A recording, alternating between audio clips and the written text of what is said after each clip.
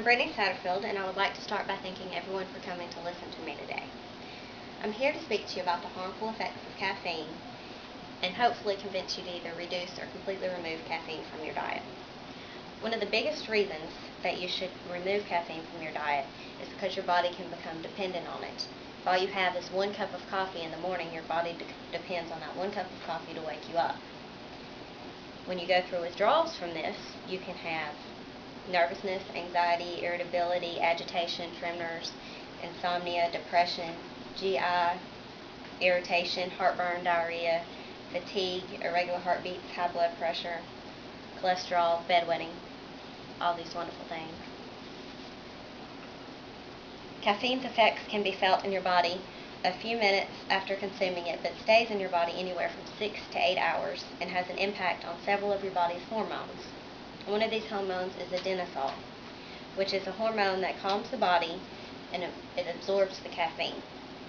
Caffeine absorbs this hormone, therefore making you feel more alert in the short run of things, but in the long run you end up feeling more fatigue and more run down, and you have problems sleeping later on in your life.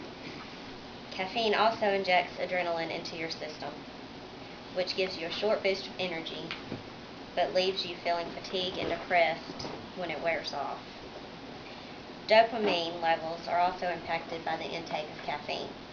This effect is similar to the effects of amphetamines, and they can make you feel good at the beginning, but when it wears off, you hit a new low, which makes you feel like you need more of this drug. All of these effects on your body's hormones are what lead people to getting headaches, feeling fatigue, and feeling like they can't function until they've had caffeine.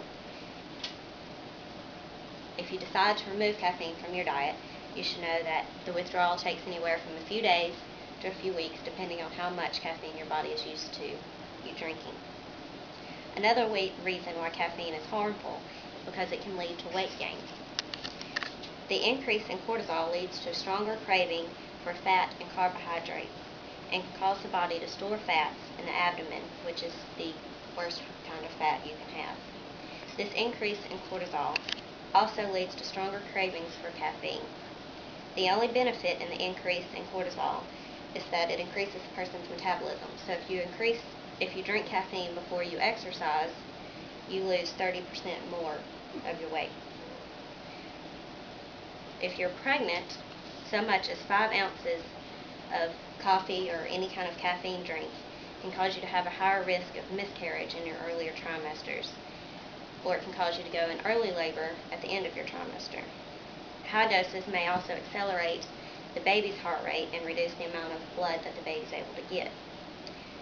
If you drink more than 4 cups of coffee or caffeine, you may deliver a stillborn baby. Too much can also reduce the iron in your body and cause you to develop anemia and stop the baby from developing its lungs and heart properly.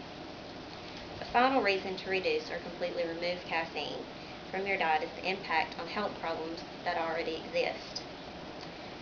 These problems include panic attacks for people with existing anxiety disorders due to increased heart rate. For people with high blood pressure or high blood sugar levels, caffeine can raise both these levels and cause serious problems with these 2 disorders.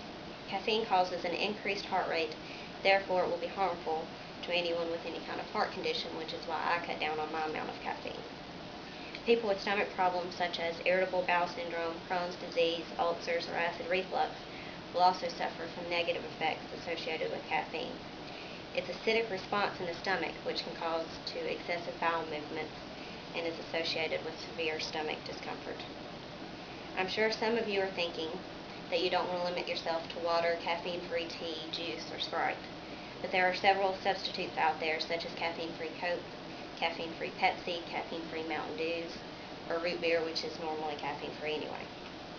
As for coffee drinkers, there's options such as Ticino, which is roasted and ground to brew the taste just like coffee and gives you the same energy boost as coffee. If you don't like Ticino, Bamboo is also a caffeine-free coffee. It's organically grown and roasted with chicory, figs, wheat, malted barley, and acorns. This blend tastes like coffee and provides an energy boost similar to coffee. For the chocolate lovers out there, carob is a healthy alternative to chocolate. Carob is a sweet powder, low in calories, and thought to be a good source of potassium. Carob does not contain cholesterol. It's caffeine-free, and it's a great alternative for baking with chocolate. You don't have to live without it. If you choose to continue to have caffeine in your diet, it is advisable that you at least decrease the amount of caffeine, as well as don't drink caffeine after about 2 p.m. because then it interferes with your sleep, stays in your schedule, stays in your body for 6 to 8 hours. If you ingest too much, you will be dealing with the side effects I just mentioned, but if you monitor the amount, you may not be faced with any problems unless you have one of the health conditions that I listed. I would also recommend that you do not have caffeine after about 2, as I just said. Now I ask you today if you want to deal with the harmful effects of caffeine such as depression, fast heart rate, weight gain, fatigue, moodiness, depression, and headaches when you don't have it, or if you want to change to caffeine-free drinks and healthier alternatives to coffee and chocolate. I hope everyone will think about what I said and hopefully give caffeine-free a try. I promise after the withdrawal effect change, you won't notice any difference. I'd like to thank you again for listening. Does anybody have any questions? Which is more harmful, the sugar or the caffeine? Caffeine. Why? Because it increases your heart rate, makes your body store fats. That's why when you go on a diet, the first things they'll tell you is to cut out all colored drinks and caffeine. That the sugar affects diabetes and everything else. But caffeine-free drinks don't have as much sugar. Anybody else? Does sugar do the same thing to your anxiety level? No. It doesn't increase your heart rate as much. And where did you find some of these substitutes you were talking about that weren't colas that you find at Walmart or something? You can go to ask.com or Google and put in caffeine-free substitutes. Well, is it better overall to go with clear drinks versus colored? If you're trying to lose weight.